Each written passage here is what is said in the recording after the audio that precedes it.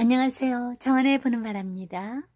오늘은 제가 우리나라 천재 화이트 해커 박찬함이라는 분에 대해서 이야기를 나누고자 합니다. 2018년 미국 포브스 선정 아시아에서 영향 있는 30세 이하 3인 중에 한 명으로 뽑혔습니다. 2018년 해커 최초로 고등학교 정보 교과서에 등재되기도 했고요. 12세에 처음으로 해커에 입문했다고 합니다. 2009년에 로드게이트 국제 해커 방어 대회에서 우승한 전력이 있고요. 또 우리나라 팀이 24시간 격전 끝에 종료 2분 전에 극적인 역전승을 거두기도 했습니다. 블랙 해커라는 존재가 국가 기밀을 탈취하고 또 기업의 첨단 기밀을 빼내기도 하죠. 또 개인의 정보를 탈취하기도 하고 경제적으로 막강한 손실을 주기도 합니다. 어릴 때 해커를 동경하면서 그는 자랐다고 해요. 혼자 책을 사서 공부하고 또 공공기관의 금융사, 대기업, 또 국군 사이버 사령부, 또한 감찰청, 검찰청 등에서 많은 일을 하면서 또 많은 정보와 재산을 지키는 일을 했었고, 그러다 보니까 이제 블랙 해커보다 뛰어난 그 기본 실력을 갖춰야 하는 것은 물론이거니와 고난이도의 직업군에 속았기 때문에 그런 유혹도 있었다 그래요. 불법 도박 사이트에서 이제 패를 보는 것을 알려주면은 큰 돈을 주겠다고 그런 유혹을 한 적이 있었다고 그래요. 왜 나사나 CIA 같은 데서를 해킹해서 자신의 그 해킹 능력을 과시하는 그런 블랙 해커들의 이야기들이 종종 나오기도 하죠. 몇 년 전에 우리나라에서는 중학교 2학년짜리가 그 블랙 해커가 되어서 그 외국의 그 군사시설 기밀을 탈취해가지고 해외 토픽 사건에 오르기도 했었어요. 여러분도 기억하실 겁니다. 그래서 해킹이라는 것은 언제 어떻게 뚫릴지 모르는 상황이기 때문에 24시간 언제든지 일어날 수 있는 가능성이 있습니다. 그래서 그 보안 체계가 굉장히 중요하고요. 그 해커라는 것은 양날의 칼과 같아서 그 든든한 방패와 또한 그것을 뚫는 날카로운 창과 같은 그런 양면성이 있다고 그래요. 우리나라에서도 한때 해커 집단으로부터 그 전산망이 마비되었던 사건이 있어요. 그래서 1시간 넘게 그 기업의 업무가 중단되기도 했었고, 그 은행의 업무가 중단되었던 사례가 있었고, 또 방송국 편집기가 마비가 되었어요. 그래서 모든 방송이 송출을 못했던 경우가 있었어요.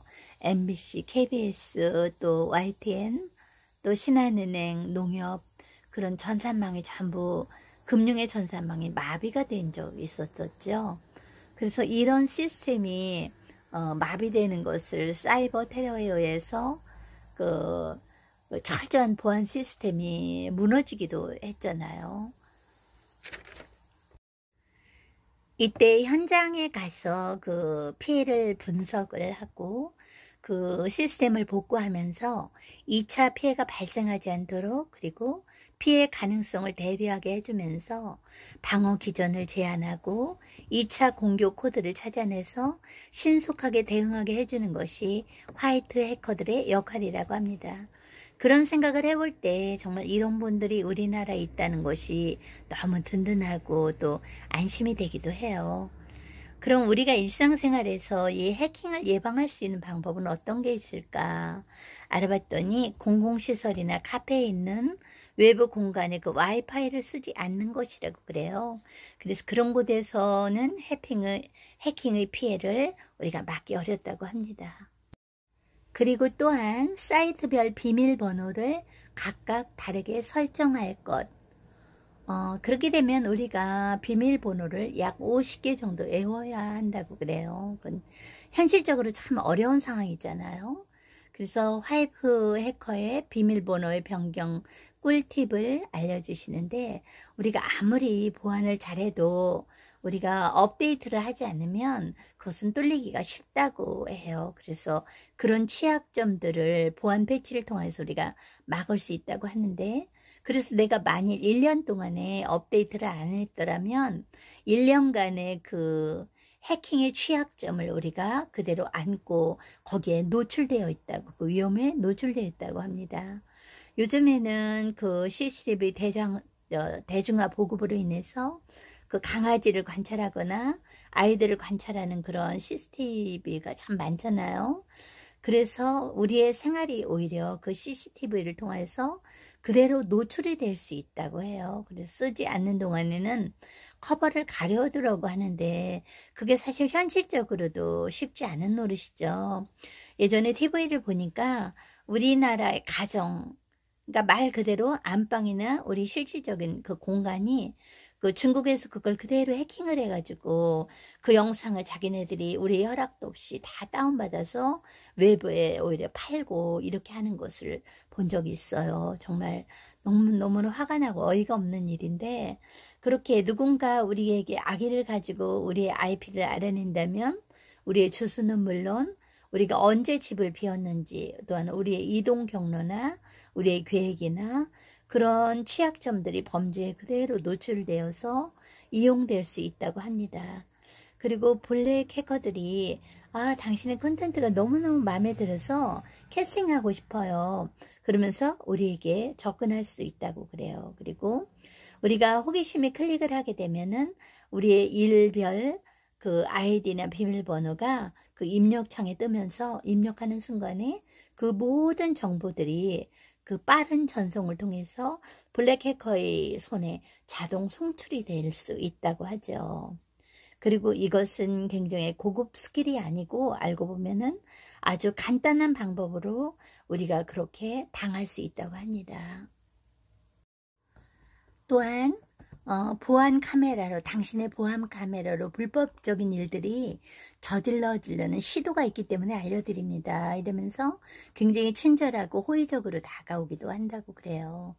그래서 이 화이트 해커로 위장을 해서 자신의 신분을 위장해서 우리에게 접근하기도 한다고 하는데, 혹은 보안 카메라와 비밀번호가 노출되어 있기 때문에 당신을 도와주려고 합니다. 이렇게 하기도 하고, 미국에 있는 보안 전문가입니다 하면서 대담하게 또 자신의 신분을 위장해서 접근을 한다고 하기도 해요. 그래서 예전에는 이 화이트 해커에 대한 인식이 부족했기 때문에 그 수익성이 별로 높지 않다고 그래요. 근데 요즘에는 그 평균 직장인의 월급의 25배 정도의 수준이라니까 정말 대단하고 이제 제대로 그 가치를 인정받고 있다는 느낌이 들지요. 그 재밌는 이야기가 있는데요. 그 해커의 아버지에게 어떤 사람이 물었대요. 당신 아들은 도대체 뭘 하고 있냐, 어떻게 지내고 있냐 그랬더니 이 아버지가 하는 얘기가, 우리 아들은 고등학교 다니는데 도대체 뭘 하고 다니는지 모르겠어 그러시면서 그 자기 아들이 의심스러우니까 자기 아들의 휴대전화를 주면서 이걸 좀 해킹해 달라고 그러면서 부탁을 했더래요. 그런 재밌는 이야기가 있더라고요. 우리가 표면적으로 그 해커들의, 그 화이트 해커들의 역할이 이렇게 잘 나타나지 않으니까 그분들이 엄청난 업적을 이루어도 가시적인 성과가 없으면은 우리는 그들이 뭘 하고 있냐 도대체 이러면서 추궁을 한다고 그래요. 그래서 어떤 문제가 일어나야만이 드디어 그들의 역할이 빛이 나고 여태까지 했던 역할이 돋보이는 거죠. 아무 문제가 없다는 것은 그분들이 음성적으로 여전히 화이트 역할을 잘 하고 있었기 때문인 거죠. 다시 돌아가서 우리나라 그 천재 박자남님의 그 이야기를 들려드릴게요. 그분은 초등학교 초반부터 고등학교, 대학교까지 대가 없이 이름 모를 국가기관으로부터 꾸준히 책이나 등록금 그런 지원을 받았다고 합니다. 그 당시에는 남들보다 내가 컴퓨터를 잘해서 인정을 해주는 정도인가 이렇게 생각하면서 지냈다고 그래요. 그런 마음의 비리 있기 때문에 언젠가는 우리나라를 위해서 정말 훌륭한 일을 해야겠다 이런 마음을 늘 품고 지냈다고 합니다. 그런 감사한 마음이 어떤 유혹에도 굴하지 않는 그 한 명의 굳건한 화이트 해커가 탄생하는 배경이 되는 거죠. 그래서 이렇게 치열한 시대에 정말 뛰어난 활약성을 지닌 그런 해커, 화이트 해커 역할이 정말 절실한 시대에 우리는 살고 있죠. 그래서 무기를 아무리 잘 만들어도 컴퓨터가 통제를 하고 또 전쟁이라든가 그 이착륙의 문제, 전투기의 문제라든가 또 날씨의 변화라든가 그 적의 이동 경로라든가 그런 정보라든가 하다못해 그 컴퓨터의 양자물리에 대한 그런 우주적인 것조차 이런 컴퓨터 해커들에 대한 모든 역할과 역량이 다 포함이 되는 거죠. 매년 여름에 미국 라스베가스에서 세계 최초의 해킹 대회가 있다고 그래요. 데프론에서 있는데 10일 우리나라 최초 화이트 해커가 우승을 했고 또 세계 3대 해커로 세계적인 실력을 인정받은 우리나라 3명의 해커가 있습니다. 홍민표라는 분과 구사무엘, 박찬남 이런 분이 계셔요. 그래서 2015년부터 서버 네트워크, 또 데이터베이스, 프로그래밍, 보안 이런 모든 체제를 통해 역할을 하고 있습니다. 요즘에는 가상현실과 현실이 구별이 되지 않는 그런 시대에 우리가 살고 있어요. 그래서 이런 시대에 정말 중요한 키를 가진 그런 화이트 해커라는 사람들은 정말 중요한 대단한 존재로 여겨집니다. 그 우크라이나 전쟁 때도 그런 역할들이 굉장히 컸지요. 요즘에는 무기만 가지고 싸우는 게 아니고 바로 그런 해커들의 역할이 정보를 뺏는다든가 그 중요한 정보를 파괴하기도 하죠.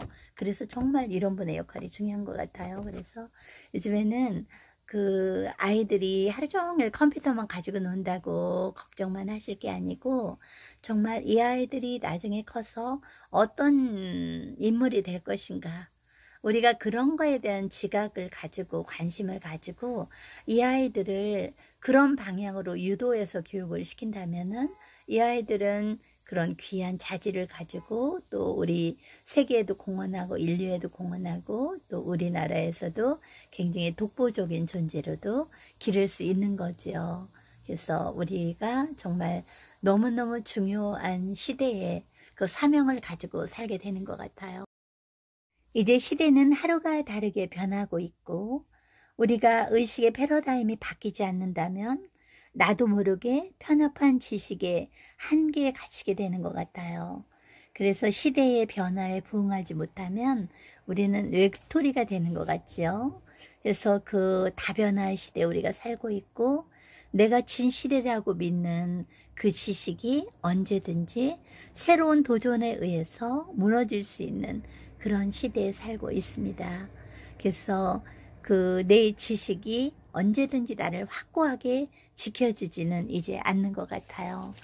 우리는 다 그 천재적인 재능을 갖고 태어난다 그러죠. 우리 아이들이 어떤 재능이 있는지 우리가 우리의 한계로 그 아이들을 정하지 않는다면 그 아이들에게 있는 무한한 가능성을 우리는 알아볼 수 있어야 된다고 생각합니다.